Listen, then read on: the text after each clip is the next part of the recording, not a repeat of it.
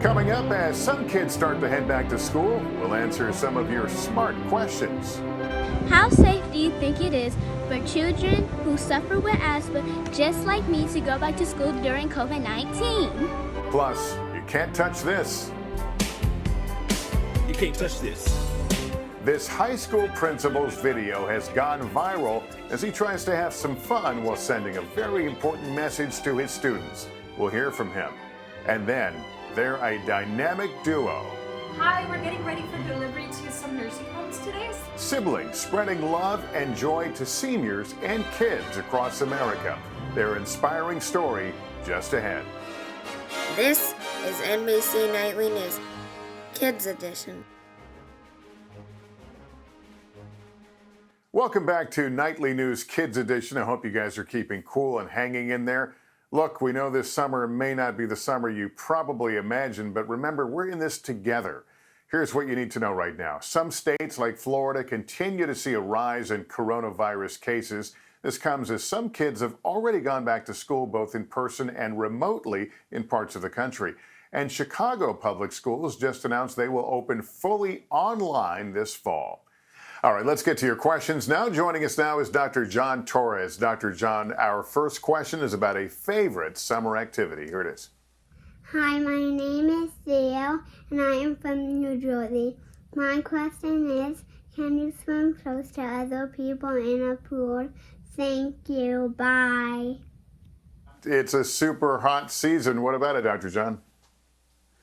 And it's a fun activity for a lot of people to do. But Theo, the one thing to know is that you're not likely to get coronavirus from the water. The chances of that are very low, but you can get coronavirus from other people that are in or around the water. So you want to be careful when you're swimming. You want to make sure, if they're not people in your family, that you stay at least 6 feet away. And when you get out of the water, go ahead and put a mask on. That way you protect yourself, your family, and your loved ones. But the most important part, have fun, especially in the hot weather. All right, we got a question today from Georgia. Here it is. Hi, my name is Sienna Mosley, and I'm 10 years old. I'm from Savannah, Georgia. My question is, how safe do you think it is for children who suffer with asthma, just like me, to go back to school during COVID-19? Dr. John, what about it? And she's right. I mean, if you have asthma, then it does put you at a higher risk of possibly having more complications from coronavirus. So when you go back to school, your parents need to make sure that the school has all the systems set in place. And most of the schools are doing a fantastic job of what they need to do to keep you safe. But since you have asthma, you might also have an asthma attack during the day. And I know the school knows how to take care of your asthma attacks, but you might want to make sure your parents call the school to find out what they need to do in case you're having an asthma attack and you have to take your mask off. What do you do then, and when do you put your mask back on? That way your parents know and you know what you need to do in case your asthma flares up. But otherwise, just doing the things that your school tells you to do to stay safe are going to keep you and your family safe as well. Yeah, some really important considerations there. Our last question comes all the way from Ethiopia. Hi, Lester. My name is Aldana Tadessa. I'm from Ethiopia. I have a question for Dr. John Torres. My question is, when the school starts, most kids sitting and playing on the floor. If we wear shoes inside classroom, the shoes bring the virus and infect us. Thank you, Lester, and thank you, Kids Edition. You got it. All right, Dr. John? You know, kids think about the greatest thing, and this is a great question because we know coronavirus can get on surfaces, including the floor. And if kids are sitting on the floor, they're breathing or coughing on the floor, you can get coronavirus on the floor as well. It could get on the bottom of your shoes. But you don't have to worry about it a whole lot because we don't mainly touch the bottom of our shoes. When you do go back to your house, though, you might want to take your shoes off before you go inside and put on some shoes that you just wear around the house. Let me show you mine. My kids make a lot of fun of these, but they're very comfortable. And I make sure that when I'm walking around the house, I'm using these clean shoes to walk around the house and not the shoes I wore outside. But otherwise, making sure you stay safe by changing your shoes before you go inside could probably help keep your whole family safe. John, you're doing better than me. Since I'm working from home, half the time I'm barefoot when I'm doing this program. But thank you as always. You bet. Well, speaking of school, one principal in Alabama is trying to have a little fun in an effort to get an important message across to his students before they go back to school. Check this out. You can't touch this. You can't touch this. You can't touch this.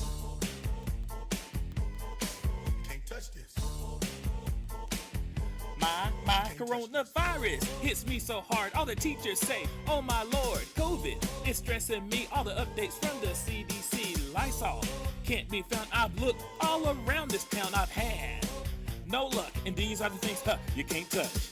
Joining us now is Dr. Quentin Lee, principal of Childersburg High School in Alabama. Principal Lee, first of all, that video is brilliant. I love it. I love it. I love it. What gave you the idea? Well, I just wanted to do something fun to get students ready to come back to school. We all know with this pandemic going on, it's been so dreary. So just to hopefully spread a little bit of joy, to offer comfort to parents and the students, and just to get everyone pumped up about going back to learning. Yeah, I know you guys get back to class, I think, in the middle or later in August, and you're going to be kind of a hybrid. Some kids will be at home some days, others will be in the classroom.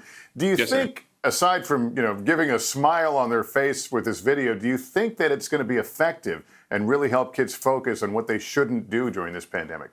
You better pull that mask up. You can't touch this. It's the CDC, not me. You can't touch this. Hey, go wash your hands. You can't touch this. Well, the message is clear. We've got to follow the guidelines as presented by the CDC, and that's with the social distancing, washing of the hands, the hand sanitizer, keeping the 6 feet. Like, we've got to do those things if we're hoping to get ahead of this. So what we're hoping is that I don't want students running around the school saying you can't touch this, but that they will think of the video and think of the catchy lines to refrain from doing some of the things that they've just grown to do over the course of years of being in school. All right, now I got to ask you, did you actually write the lyrics to this and produce it? Yes, I wrote the lyrics. I've got with Jalen Mitchell, which is a videographer of City Visuals, and we kind of bounced some ideas around. I met with some students and said, hey, I would love to do this video. I would love for you to be a part. And I called one of the teachers, Coach Veazey, and we came here and we shot the video in about an hour, 15 minutes. And it probably would have been quicker, but we continued to laugh the entire time. It was just so fun to make and just to be in that creative space with my students.